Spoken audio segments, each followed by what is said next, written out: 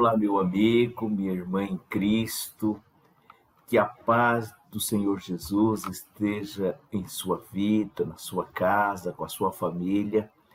Já iniciamos desejando a você um 2022 abençoado, um 2022 repleto das bênçãos de Deus.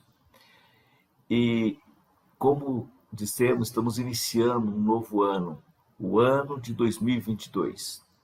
Um ano que, anteriormente a ele, nós passamos 2 anos de muito medo, de muita angústia, de muita insegurança, muitas incertezas. E é bem possível que muitas pessoas nesse momento ainda estejam com seu coração carregado de medo. E eu quero encorajar você pela palavra de Deus. Nós encontramos nas Escrituras Sagradas, no profeta Isaías, do capítulo 41 ao 44, 7 vezes, Deus diz ao seu povo através dos profetas: não temas, não fique com medo. No versículo 10, nós encontramos do capítulo 41 dizendo: não temas, porque eu estou contigo. Não te assombres, porque eu sou o teu Deus. Eu te fortaleço e te ajudo, e te sustento com a direita fiel. Esta é a promessa gloriosa de Deus. No versículo 13 ele diz: porque eu, Senhor, o teu Deus, te seguro pela mão direita e te digo: não temas, eu te ajudarei. Não temas, ó bichinho de Jacó, nem vós, povozinho de Israel.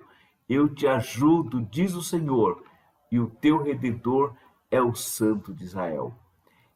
E no capítulo 43, nós temos ainda no versículo 1, versículo 5, no 44, versículo 2 e 8, também repetindo as mesmas promessas. E todas elas não temas. O que nós observamos em tudo isso? Por que Deus está falando isso com o seu povo? Porque existe um contraste muito grande entre o povo de Deus e as nações. Naquele caso específico, havia um contraste muito grande entre as nações e o povo de Israel. Israel é o povo escolhido de Deus. Israel era aqueles que Deus tinha escolhido para representá-lo, para fazer a missão dele aqui na terra. Portanto, eles haviam afastado de Deus, eles haviam pecado contra Deus.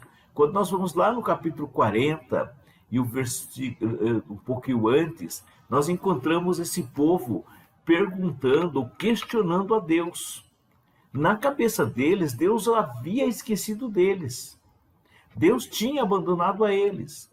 Por que eles tinham esse sentimento? Primeiro, eles tinham pecado contra Deus, eles tinham se afastado de Deus, eles tinham começado a adorar os deuses das nações, eles não estavam adorando ao Deus deles, que era o Deus de Israel, o Deus criador dos céus e da terra.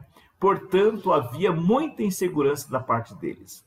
Mas nesse trecho aqui do profeta, a partir do capítulo 41, nós encontramos a manifestação do amor de Deus. Deus demonstra aqui o seu amor para com eles.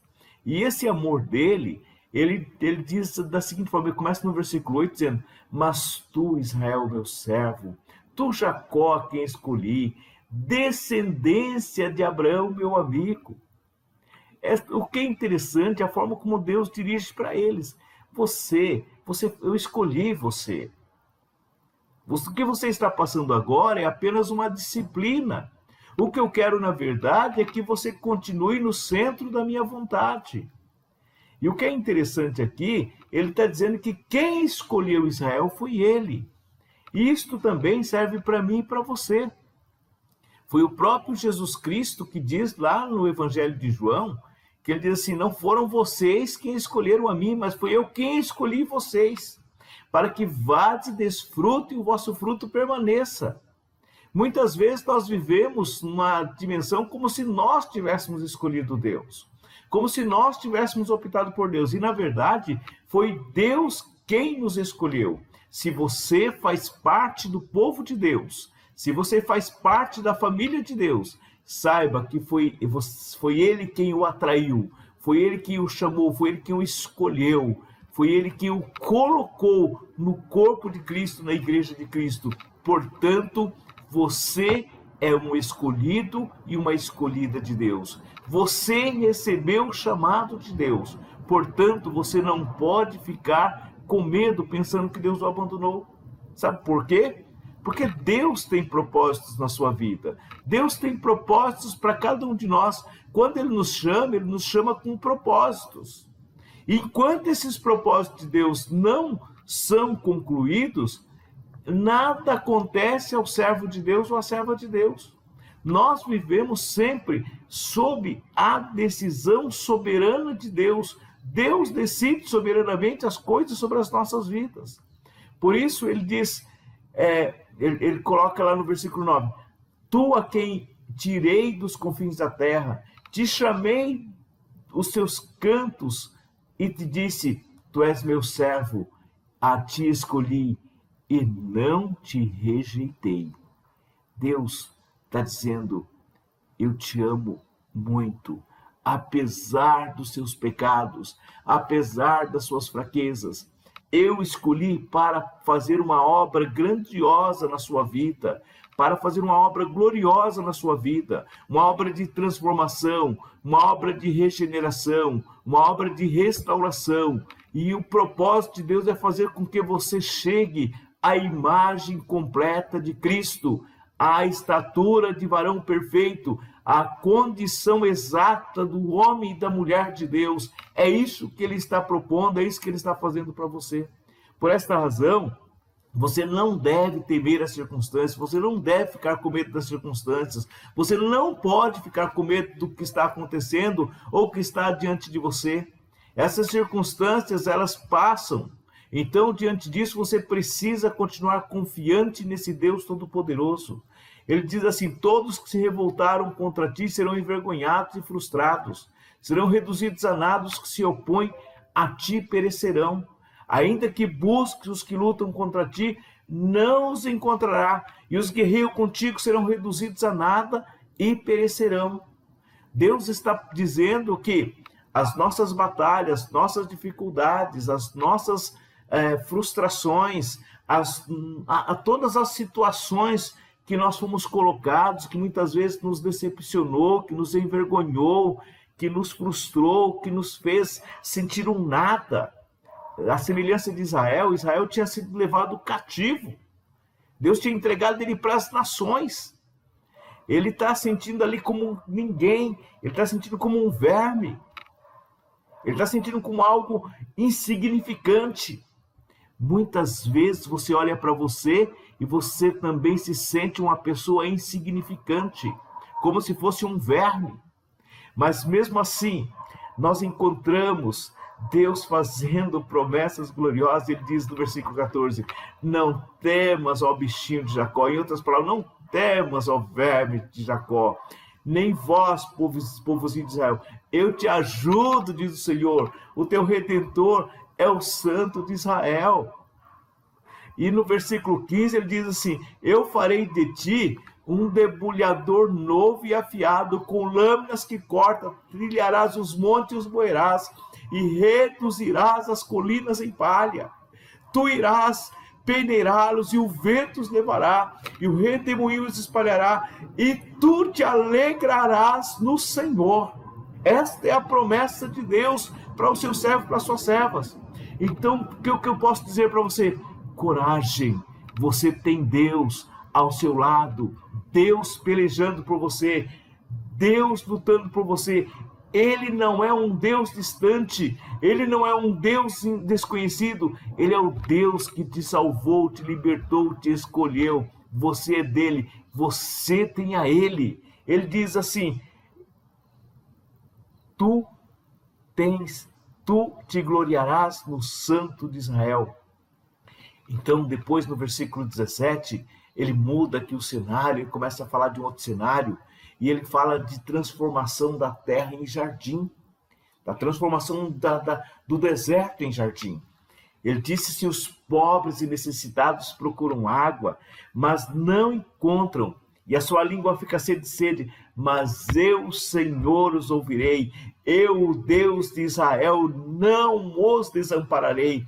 Vou abrir rio nas colinas secas e fonte no meio dos vales. tornarei o deserto em lago e a terra seca em mananciais. Plantarei o cedro, a acácia, a murta e a oliveira no deserto, e porei o pinheiro, o ermo e o zinho silvestre, porque para que todos vejam e saibam e considerem juntos e entendam que a mão do Senhor fez isso e o Santo de Israel o criou. Então, não importa a circunstância e a sequidão, o deserto, ou a insignificância que você está sentindo agora. Quem muda tudo na sua vida é o Senhor. Quem pode mudar todo esse quadro, toda essa situação, toda essa angústia, tirar essa angústia que está dentro de você, tirar esse medo que está dentro de você, é o Senhor. Porque Ele decide tomar a iniciativa e pelejar pelo seu povo, a lutar pelo seu povo, porque Ele quer ser glorificado através de você. Ele quer ser glorificado através de você. E Ele desafia inclusive os ídolos, Ele desafia todos aqueles que trazem ilusões ou pensamentos ilusórios, mentiras. Ele disse, diz o Senhor, trazei os vossos motivos, diz o rei de Jacó, traga-nos e assim anuncia o que há de acontecer. Mostra para mim se vocês têm capacidade de mostrar o futuro de verdade. As pessoas hoje, elas vivem fazendo prognóstico de tragédia, prognósticos de dramas, prognóstico de destruição da humanidade. Mas nada vai acontecer enquanto Deus não decidir, enquanto Deus não emitir a sua palavra de ordem. Quem tem o controle de todas as coisas, inclusive do planeta Terra, do sistema de todas as coisas, é o Senhor. Então Ele pede, Ele desafia as pessoas a fazer isto. Ele pede para que se mostre as coisas vindouras. O que as pessoas fazem são prognósticos, são chutes, são previsões vazias. Mas quem tem a decisão certa, quem sabe exatamente o que vai acontecer no futuro é o Senhor. Quem conhece todas as coisas, o passado, o presente e o futuro. Quem de fato é onisciente, quem de fato conhece todas as coisas é o Senhor. Então nós não devemos ficar amedrontados quando homens, por mais sábios que eles se apresentem, por mais inteligentes, por mais capacitados que eles sejam, nós não devemos confiar nestes, porque eles falham, eles são humanos, o coração deles é enganoso, eles estão muitas vezes com mente dominadas por forças malignas, e nós precisamos confiar no Senhor nosso Deus. Amém? Muito nós teríamos que dizer para você nesse momento, mas eu creio que estas palavras aqui já são suficientes para te encorajar. E eu quero nesse momento convidar você a uma oração e diga para Deus nesse momento, Senhor, eu confio plenamente em Ti. Eu sei que o Senhor me chamou, eu sei que o Senhor me escolheu, eu sei que o Senhor é o meu Deus. Portanto, ó Deus, a partir de agora, nada, absolutamente nada, Senhor, vai me incomodar. Nem a doença, nem as notícias ruins, nem os desafios, nem as afrontas. Nada, Senhor, vai me paralisar. Porque eu sei, meu Deus, que quando eu não tiver mais força, quando eu estiver me sentindo totalmente insignificante, quando eu estiver me sentindo um nada, Senhor, ali o Senhor me capacitará. E mesmo assim o Senhor me fará uma pessoa poderosa, uma igreja poderosa, uma multidão poderosa, porque o Senhor agirá através da minha vida. O Senhor agirá pelo teu poder, e o Senhor se manifestará, e o Senhor será glorificado em minha vida, Senhor. Por isso eu entrego todas as coisas em tuas mãos, e eu declaro a minha confiança no Senhor. Portanto, Deus, em nome de Jesus, nos abençoe, para a glória e para a honra do Senhor. Graças te damos, Senhor. Amém e amém. Meus irmãos e irmãs, nós estamos muito agradecidos a Deus. Se você quiser congregar conosco, nos conhecer, ou conhecer um pouco mais da palavra de Deus, estudando a palavra de Deus, eu o convido a vir nos conhecer pessoalmente. O nosso interesse está aí no vídeo, na parte de baixo e com certeza você terá a oportunidade de ser edificado, de ser edificada e também de ser trabalhado o seu crescimento espiritual. Nós estamos com o propósito de fazer discípulos para o Senhor Jesus, de fazer pessoas que creem no Evangelho e que sigam Jesus Cristo. Esse é o nosso propósito. Portanto, venha nos conhecer, venha nos visitar e tenha uma semana, um restante de semana abençoado. Os nossos cultos acontecem nos sábados, Escola Bíblica às 10 horas e às 11 horas, exposição da palavra e louvor. Aos domingos, a partir das 18 horas. Que Deus, por sua graça, possa abençoá-lo grandemente. E para isso eu digo que a graça do Senhor Jesus, o amor de Deus Pai, a comunhão e a consolação do Espírito Santo seja com você, agora e sempre. Amém e amém. Que Deus os abençoe.